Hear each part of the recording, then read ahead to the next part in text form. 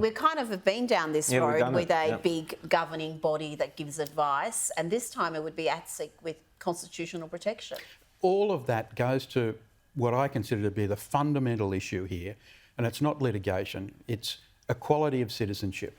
Now, if we all are equal, we should all have the same ability to affect public policy debates. And whatever happens with the voice, if the High Court decides it can litigate to force people to consider its views, I don't think that really matters. Once the voice says something, and the Solicitor General actually confirmed that the scope of the voice's involvement in public policy debate can't be limited by the government. It can limit what the agencies of the government do with that advice, but it can't change, or it can't restrict the role of the voice. So just imagine, once the voice says something on anything, regardless of whether the public service is obliged to consider it, it will play out in public policy debates in the media. Of course it will influence the way we go. Sorry, James, just quickly, you mentioned equality.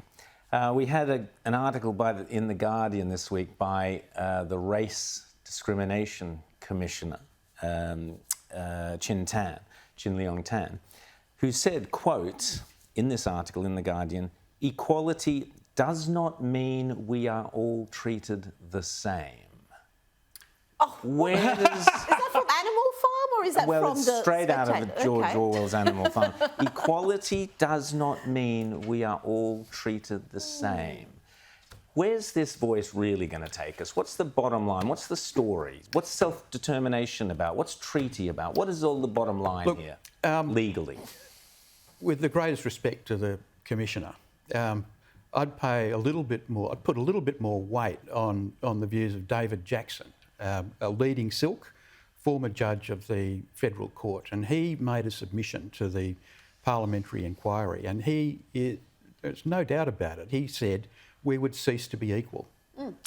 Simple as that. We would cease to be equal. You vote for the voice, people. You cease to be equal in this nation. That's what you're aiming at, James. Finally, Chris, I want to ask, one of the big things that we are told about is that if the no case gets up, it's a huge setback to reconciliation. But what would it do for the idea of a harmonious society that you would have one group of people that is about 3%, I think, of the population having this agency that would have very little risk attached to anything that it recommended, but then having the huge weight of its moral authority and potentially legally enshrined authority as well on the development of policy? What would that send to the other 97% of people, whether they've been here 200 years or 20 years like me? Look, you can see it already, and resentment is what will grow, and that's the antithesis of what we should be aiming at.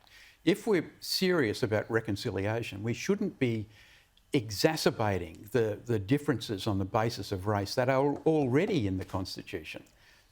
It's inevitable that once you start treating one group on the basis of race and their descendants forever, treat them differently, give them a different, more powerful ability to influence public policy, the vast majority, or those who are left out, will not like it. They will see over time that it's not fair, and fairness is what this country is all about. Particularly when decisions influenced or on the whim of the voice start to have a negative impact on people's lives. Could be an increase in tax, could be a this, could be a that, whatever.